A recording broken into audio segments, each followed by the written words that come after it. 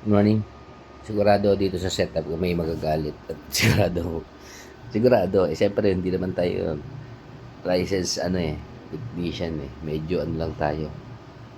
Marami lang tayong kuryente ng bata kaya kahit papaano lumalakas loob natin. So, ito kasi, paliwanag natin to. Dito kasi sa kabila, 24 volts. Mami ako ng paliwanag. Dito muna tayo sa 12 volts.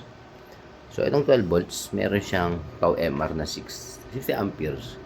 So, syempre, kahit pa paano ang maximum niyan, 60 times 12 volts is 720 ang maximum capacity ng solar niya. So, pwede ka dong mag-series kung lalo tatlong 200. Pero kung may isa lang, pwede na rin naman. Then, yun, isang gamit ko. Isang Jinko or 3 na ata. Dinalito na ako. So, ito, kung mapapansin mo, itong nasa kanan, 1 kilowatt inverter.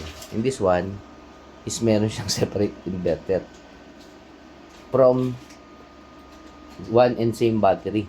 So, mali yan kasi dapat isa lang. Pero, ang ginagawa ko naman, hindi ko siya pinagsasabay. Siyempre, patayin natin yan. May sarili namang breaker yan eh. So, ngayon, ang gumagana is yung nasa ilalim. This one is 1 kilowatt and that one is 3 kilowatt, 1,500 continuous power. So, syempre, kahit paano, medyo mataas siya. Pero hindi naman niya kaya yung sobrang tagal at sobrang daming load. Pero pag, kunwari, washing machine, so pwede na siya doon. Unlike dito, kaya rin naman, pero medyo mahihirapan. Uugong ng uugong. Kasi 1 kilowatt nga lang siya. So, kaya nilagyan ko siya ng parang ano. Kasi dati kong setup yon wala pang mapaglagyan. So, nilagay ka muna dito. So, yan. Kaya nyo gawin yan na gawin mo ng separate inverter with the same battery, gawin mo, pero kung hindi advisable yan, ginawa ko lang yan. So,